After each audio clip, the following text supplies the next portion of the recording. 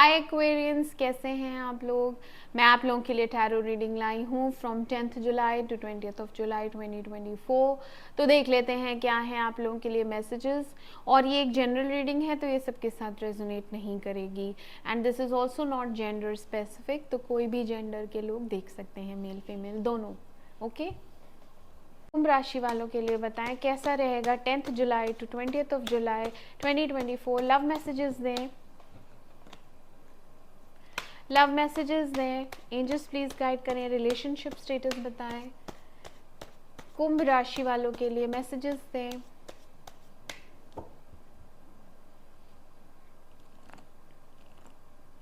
Aquarius 10th to 20th of July, love messages.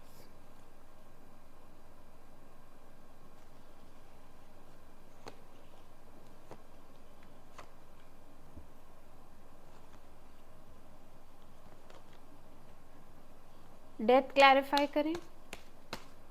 Clarify death.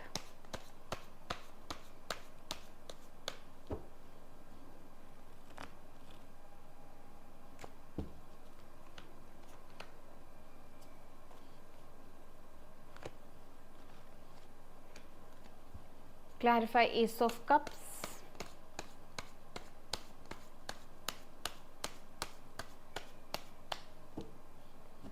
Clarify S of cups.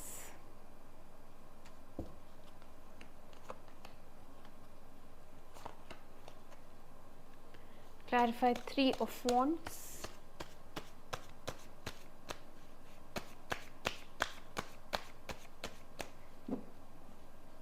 Clarify 3 of Wands.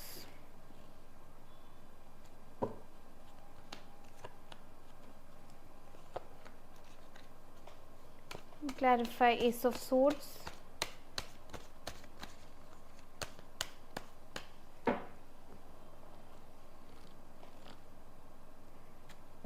Aquarians, तो आपकी reading start करते हैं। यहाँ पे अभी टावर मोमेंट चल रहा है, नो कांटेक्ट, बिल्कुल बातचीत नहीं हो रही है, ब्रेकअप हो चुका है, ठीक है। और आपको ऐसा फील हो रहा है कि आप रिजेक्टेड हैं और आप उसके लायक नहीं हैं, ऐसा आपको फील हो रहा है, ठीक है। बहुत डिसहार्टन है, बहुत डिसअपॉइंटेड हैं, सैड एनर्जी में हैं, क्योंकि ये ब्रेकअप से आप अफेक्ट हुई हैं। आपकी सेल्फ रिस्पेक्ट पे भी आई है, ठीक है। आपकी प्राइड, आपकी रिस्पेक्ट, और एक धक्का लगता है कि ये इसने मुझे ऐसे ट्रीट किया, ठीक है। क्योंकि यहाँ पे आप बहुत प्यार करती थी, आपको उतना रिसीव नहीं हुआ जितना आप प्यार करती थी। सामने वाले ने प्यार तो छोड़ो, धोखा दिया, ठीक है, चीट किया। तो यहाँ पे चीटिंग हुई, ब्रेकअप हुआ।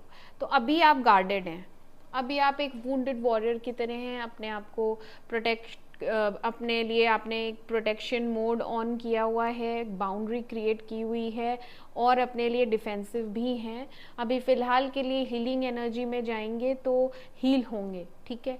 लेकिन अभी आप हीलिंग पे नहीं हैं, आप अभी भी चोट खाई हुई हैं, ओके।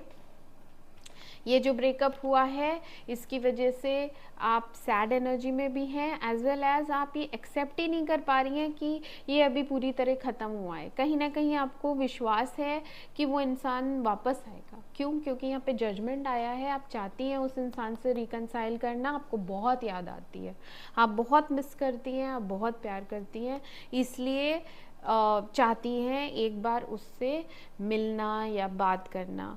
कुछ चीज़ें हैं जो आपको क्लैरिफाई करनी है या आपको पूछना है, उससे बात करनी है। क्लैरिटी नहीं मिल रही है आपको, तो आपको क्लैरिटी चाहिए, ठीक है। और वो आपको मिलेगी क्योंकि यहाँ पे कम्युनिकेशन है। इन 10 दिनों में उस इंसान से बातचीत होगी, क्योंकि वो ब्रेकअप के दौरान वो भी अभी बहुत कुछ सोच रहा है। अभी यहाँ पे पॉज एनर्जी है, ठीक है। एंड ही इज़ थिंकिंग कि ये जो रिलेशनशिप था इसमें मैं आगे बढ़ूं या ख़त्म करूं पूरी तरह, क्योंकि कुछ चीज़ें ख़त्म होके भी नहीं हुई हैं ख़त्म, ठीक है। स्टार्ट होने में, फिर से स्टार्ट होने में डिलेज हैं, बट यहाँ पे एक माइंडसेट चेंज हुआ है उस पर्सन का, ठीक है। आपने सोचा कि वो अब मूव ऑन कर गया है, अब वो मुझसे बात नहीं करेगा, अब वो मेरे लिए वापस नहीं आएगा कभी, आप ओवरबर्डन्ड हैं, बहुत ज़्यादा दिल पे बोझ लिए हुए हैं, बहुत भारी हो रहा है आपका मन, बहुत ज़्यादा भारी, क्योंकि आपको बात करनी है। तो आप सोचती हैं मैं ही कर लूँ, आप सोचती हैं कि मैं बात कर लूँ क्या। मैंने जो अपने आप को गार्ड कर रखा है, रिस्ट्रिक्ट कर रखा है, तो मैं अपने गार्ड्स खोल देती हूँ, मैं बात कर लेती हूँ, लेकिन फिर आप रुक जाती हैं, क्योंकि फिर आपकी प्राइड आ जाती है ना, आपकी तो डिसरिस्पेक्ट हुई है, बेइज्जती हो जाएगी, तो आप रुक जाती हैं। लेकिन फिर आप क्वीन ऑफ कप्स फिर प्यार में पड़ जाती हैं। थोड़े दिन होते हैं, जैसे 1-2 दिन होते हैं, स्ट्रांग रहती हैं, तीसरे दिन फिर आप इमोशनल हो जाती हैं, बहुत ज़्यादा रोमांटिकली इसके लिए फील करती हैं और बहुत ज़्यादा प्यार करती हैं, तो इमोशंस हावी हो जाते हैं, ठीक है। और रहा सवाल उसका, तो उसके भी एनर्जी चेंज हुई है। पहले अगर वो किंग ऑफ सोर्स था, बहुत प्रैक्टिकल, लॉजिकल, है ना, बहुत ज़्यादा अपने काम से मतलब रखना, सिर्फ फिजिकल, तो अभी वैसा नहीं है। अभी उसमें पैशन फिर से जागा है आपको लेके, प्यार भी फिर से जागा है, बहुत इमोशनल हो रहा है, और इनफैक्ट यहाँ पे एक कमिटमेंट की एनर्जी आ रही है, ठीक है। आपके साथ कुछ तो फ्यूचर प्लानिंग अभी कर रहा है, अभी कैसे वापस आना है, आगे का कैसे चलेगा रिलेशन, ये सब प्लानिंग चल रही है उसके दिमाग में। तो यहाँ पे वो प्लान कर रहा है, एंड मोस्ट प्रोबेबली वो आएगा, तो यहाँ पे न्यू बिगनिंग है in love and emotional contentment, और ये शादी है, ठीक है। ये फिर से प्यार की शुरुआत, क्योंकि दोनों ही एक दूसरे से बहुत प्यार करते हैं, और यहाँ पे कमिटमेंट है, और ये लॉन्ग टर्म कमिटमेंट है, तो ये शादी ही होती है। और जिन लोगों की ऑलरेडी शादी हो चुकी है, वो भी किसी तरह ये रिलेशनशिप मैनेज करेंगे अलोंग विद द मैरिज, और ये भी चलेगा लंबा उनका, ठीक है, लॉन्ग टर्म लग रहा है, क्योंकि यहाँ इमोशनल कंटेंटमेंट है। आप दोनों एक दूसरे को समझते हैं और एक दूसरे को बहुत प्यार करते हैं, पसंद भी करते हैं। पास्ट में जो हुआ उसको ख़त्म करेंगे, जाने देंगे, आगे बढ़ेंगे और फिर से नई शुरुआत करेंगे, क्योंकि एस ऑफ कप्स आया है, तो डेस्टिनी भी चाहती है, भगवान प्रकृति भी चाहती है कि आप लोग एक हो, मिले, ठीक है।